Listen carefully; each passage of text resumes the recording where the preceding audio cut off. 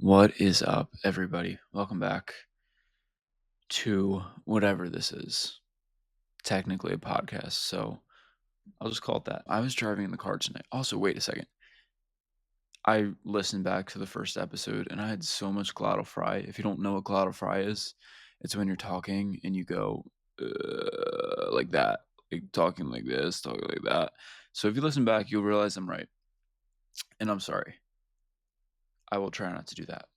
Um, but yeah, I was driving in the car tonight to the office listening to a song by 10th Avenue North, one of my favorite bands growing up and still now, and just really helpful in my faith walk throughout my life.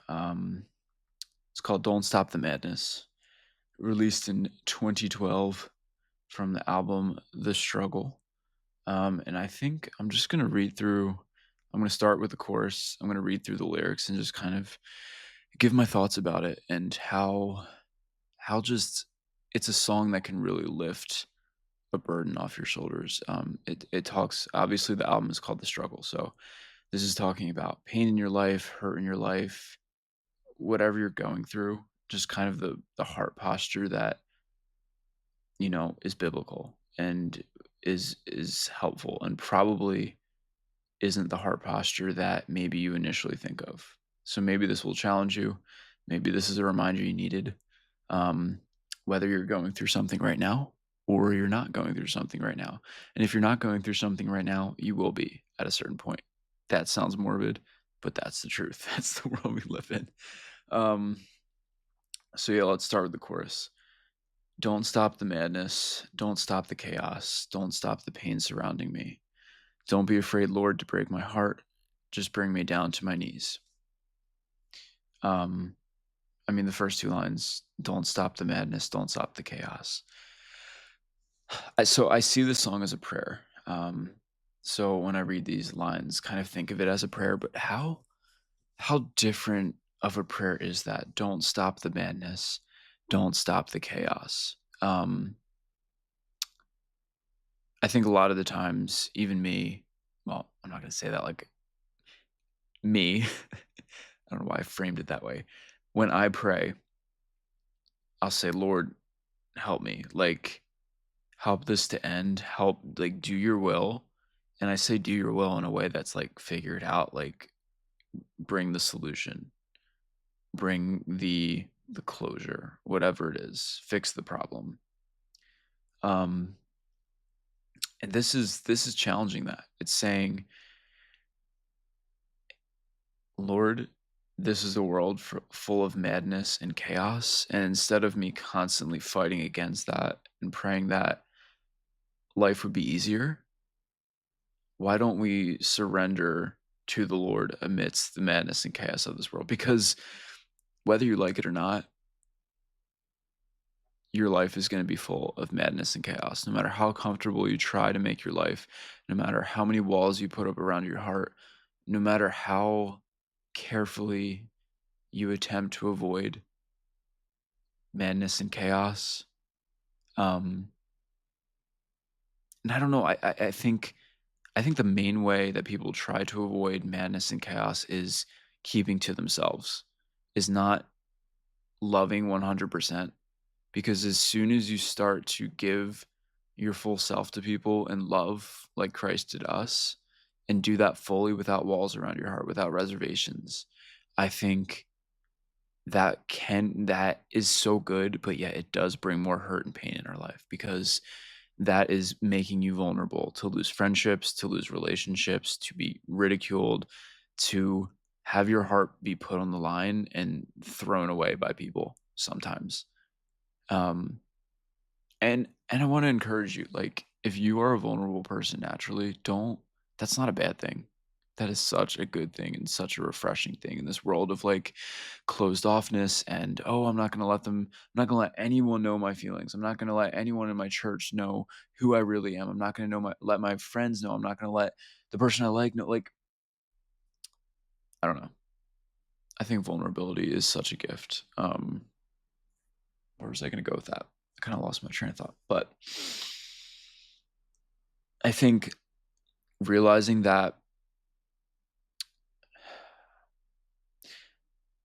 realizing that we are going to live in a world full of pain, madness, chaos, like the song says.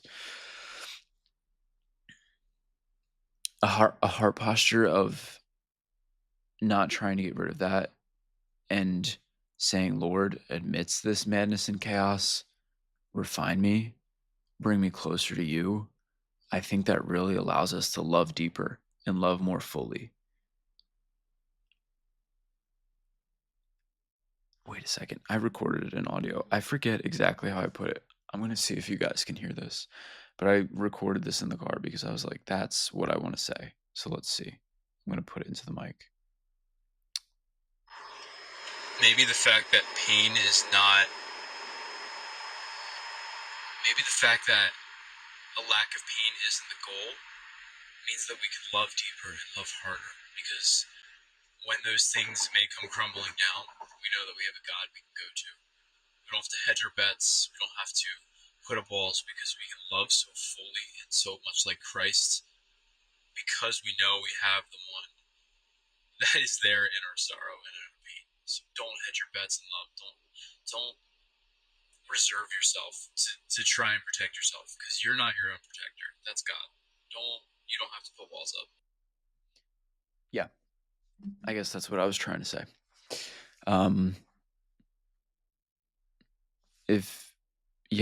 If you don't truly believe that God is the one who protects your heart, then you will try to do it by putting walls up around your heart. And that maybe maybe you think that's protecting you from pain, but isn't it way more painful to be alone at the end of the day in knowing who you truly are deep down and knowing that nobody else knows that? You have let nobody else in your heart and who you truly are. Isn't that loneliness so much more painful and deep rooted than the temporary pain of a friend rejecting you or a friend hurting you or whatever it is. Anyways, that's the that's the chorus. Let's move on to the verse. I'm gonna try not to talk that much about each part, and I'm gonna try to stop my glottal fry. Oh my goodness. Here we go. First verse, second verse actually. I skipped the first verse because it is a little more confusing when you're first hearing it. But second verse, if I can talk. All I hear is what they're selling me, that God is love, he isn't suffering, and what you need is a little faith in prosperity. But oh my God, I know there's more than this. If you promise pain, it can't be meaningless. So make me poor if it's the price for freedom. Dang. Wow. I'm going to read it again because that's insane. All I hear is what they're selling me, that God is love, he isn't suffering, and what you need is a little faith and prosperity. But oh my God, I know there's more than this. If you promise pain, it can't be meaningless. So make me poor if that's the price for freedom. Basically, the world tells you that God is love, he isn't suffering. The world basically, and I think you can go down a rabbit hole of what you would mean by saying the world in this instance. But anyways, there are a lot of people that think God is a magical genie that grants you your wishes in times of sorrow. And he's like the anti-suffering God, sort of. And he's not. Like, read Job. Let me find this verse.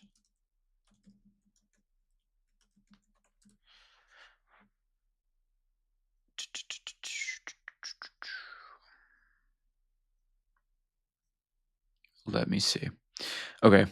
These are some verses, just examples of God promising pain, like the song says. Psalm 34:18. The Lord is near to the brokenhearted and saves the crushed in spirit.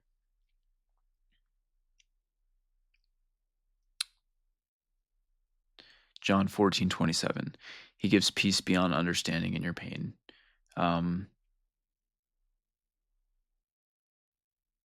Yeah. So there's way more than just that. But those are, I mean, the Bible is not anti-pain.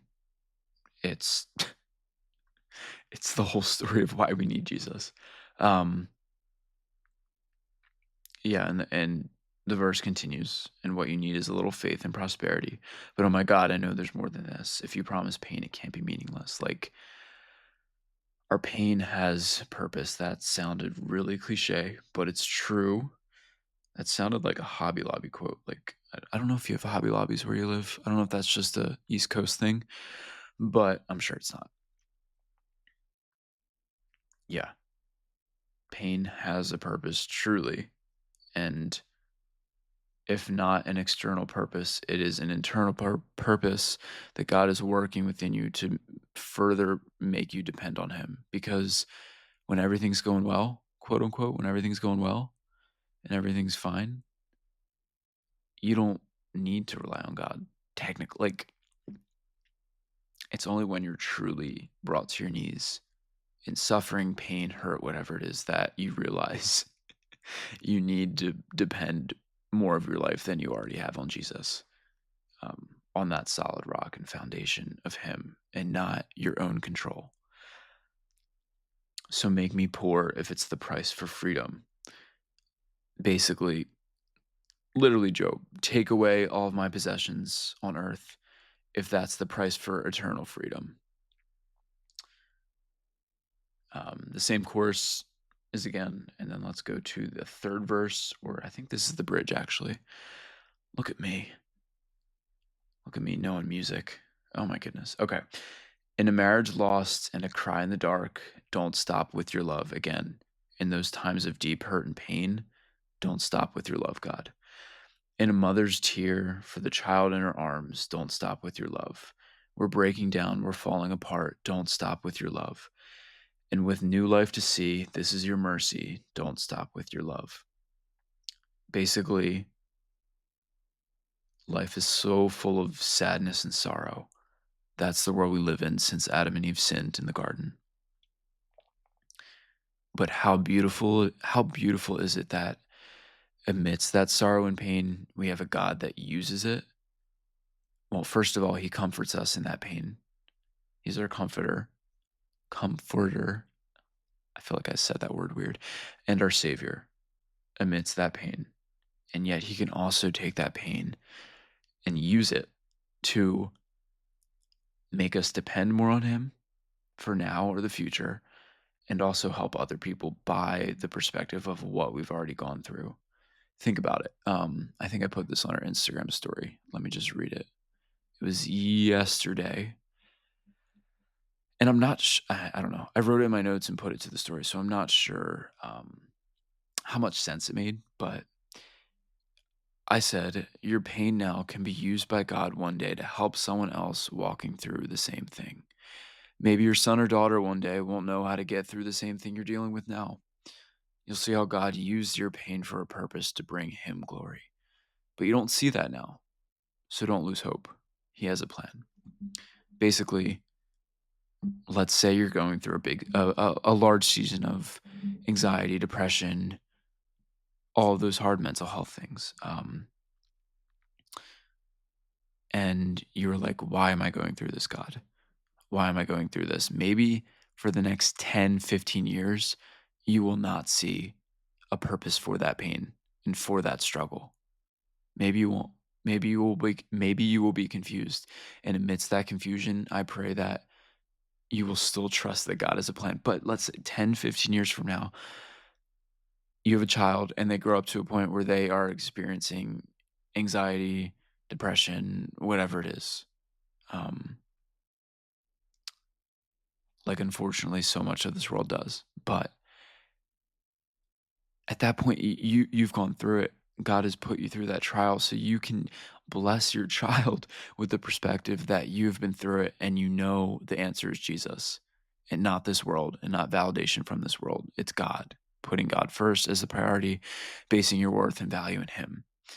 At that point, you will see how God used your past pain that at first seemed confusing.